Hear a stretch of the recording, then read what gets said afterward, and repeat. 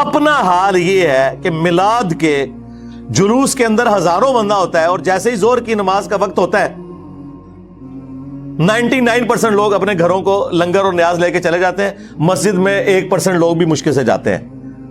اور تھوڑی دیر پہلے لگ رہا ہوتا ہے کہ اس وقت دنیا میں اگر سب سے بڑے عاشقان رسول ہیں تو وہ اس مجمع کے اندر موجود ہیں.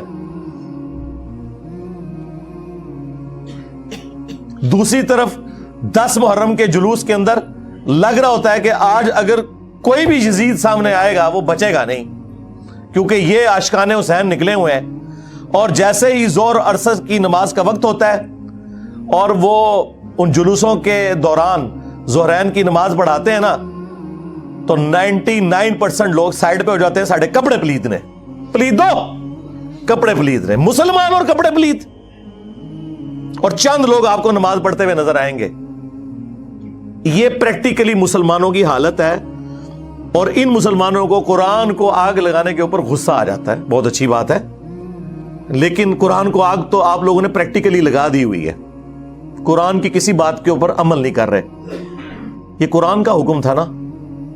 سورہ روم آیت نمبر 31, وَأَقِيمُوا الصَّلَاةَ وَلَا تَكُونُوا مِنَ الْمُشْرِكِينَ. دیکھنا, نماز کو قائم کرنا, مشرک نہ ہو جانا. قرآن کو آگ تو مسلمانوں نے لگائی ہوئی ہے. قرآن چیخ چیخ کے کہہ رہا ہے کہ جو نماز نہیں پڑھتا وہ پاکستان کے شناختی کارڈ میں مسلمان ہے, اللہ کے ہاں وہ مسلمان نہیں ہے. صحیح مسلم میں یہ حدیث لکھی رہ گئی 246 کہ بندے کے کفر اور ایمان, شرک اور اسلام کے درمیان فرق ہی نماز ہے. یہ حدیث مسلم میں ہی لکھی رہ گئی کہ ابن مسعود رضی اللہ تعالیٰ عنہ کہتے ہیں کہ جماعت کے ساتھ نماز پڑھنا یہ سنت خدا ہے, یہ تمہارے نبی کی وہ سنت ہے جو اللہ نے انہیں عطا کی. اگر اسے چھوڑ دو گے تو برباد ہو جاؤ گے. رسول اللہ کے زمانے میں اگر کوئی بیمار بھی ہوتا اور 2 بندوں کے سہارے مسجد میں آ کے نماز پڑھ سکتا تو اس کی کوشش ہوتی کہ میں مسجد میں جماعت سے نماز پڑھوں, کہیں مجھے منافق نہ شمار کر لیا جائے. جماعت چھوڑنے پر رسول اللہ کے زمانے میں سمجھا جاتا تھا صلی اللہ علیہ وآلہ وسلم کے بندہ منافق ہے. صحابہ کرام کو, اہل بیت کو کب معلوم تھا کہ ایسی امت بھی آنے والی ہے جو آپ سے بڑا عاشق رسول ہونے کا دعویٰ کرے گی اور نماز ایک نہیں پڑھے گی. تو وہ کہتے یار یہ تو بڑا آسان اسلام ہے. تو یہ حدیثیں تو مسلم شریف میں لکھی رہ گئیں. پریکٹیکلی کس نے عمل کیا اس کے اوپر؟ یہ حدیث ترمذی میں لکھی رہ گئی کہ ہمارا اور منافقین کا عہد نماز کی بنیاد پہ ہے, جس نے نماز چھوڑی اس نے کفر کیا. یہ صحابہ کرام علیہم رضوان کا فتویٰ ترمذی میں ہی رہ گیا. عبداللہ بن شقیق تابعی کہتے ہیں کہ صحابہ کرام علیہم رضوان تارک الصلاح کے سوا کسی کی تکفیر نہیں کرتے تھے. صرف بے نمازی کو وہ کافر سمجھتے تھے, باقیوں کو وہ تمام غلطیوں کے باوجود مسلمان تصور کرتے تھے. اندازہ کریں, یہ ترمذی میں لکھا رہ گیا جناب. ہاں, ہم جب چیخ چیخ کے یہ باتیں بیان کرتے ہیں لوگ کہتے ہیں یار یہ کس قسم کی باتیں کر رہے ہیں, یہ کہاں پہ لکھی ہوئی ہیں؟ سرکار کتابوں میں لکھی ہوئی ہیں. یہی تو ہم آپ سے کہہ رہے ہیں کہ مرنے سے پہلے اے مسلمان کر لے اس پہ غور. کتابوں کا خدا اور ہے, بابوں کا خدا اور. یہ حدیث ابو داؤد میں ہی لکھی رہ گئی کہ بچہ جب 7 سال کا ہو جائے تو اسے نماز کا حکم دو,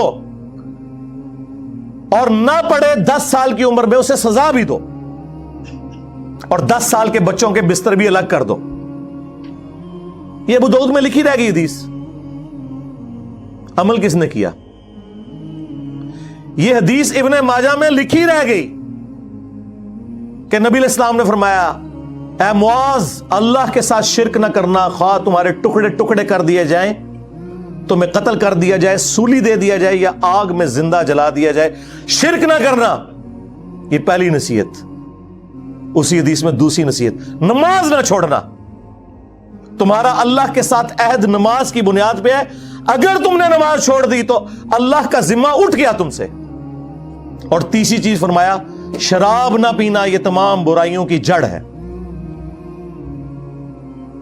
تو یہ حدیثیں تو لکھی رہ گئی سرکار.